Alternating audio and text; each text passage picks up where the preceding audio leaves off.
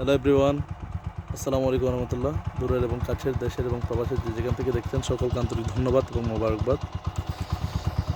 আমি এখন আছি পার্বত্য চট্টগ্রাম জেলার কাঞ্চি উপজেলার পথে। এখন আমি আছি কাঞ্চি নীল দিগন্ত, যাচ্ছি কাঞ্চি সদরে।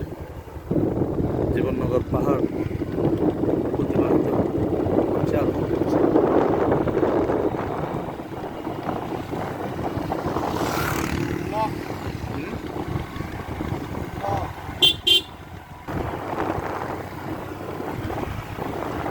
জীবননগর পাহাড়ে আপনারা জানেন কাঞ্চি বই থমথম অবস্থা, প্রকৃতিদের পরিবেশ এর উপর আমরা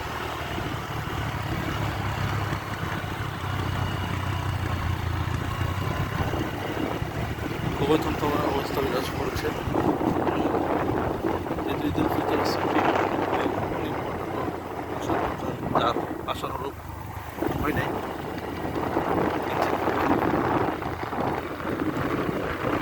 যাচ্ছে বিশেষ করে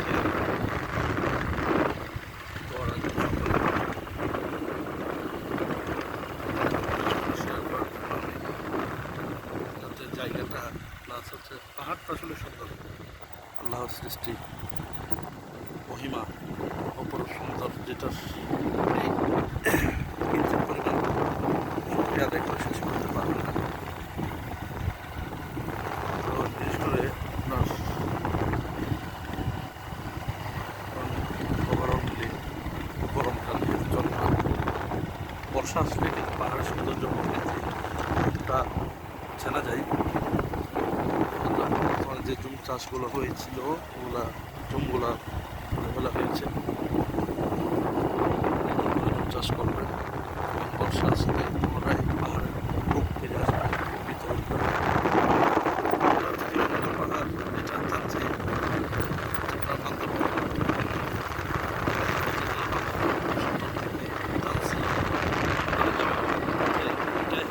সর্বনিচু ঢালু এবং তার থেকে বিরাট পথে হচ্ছে সর্বোচ্চ উঁচু আর কি রাস্তা। মোটামুটি অনেক অহরহ ঘটনা ঘটেছে এখানে। দীর্ঘ সময় পানি টানার সময় লাগে,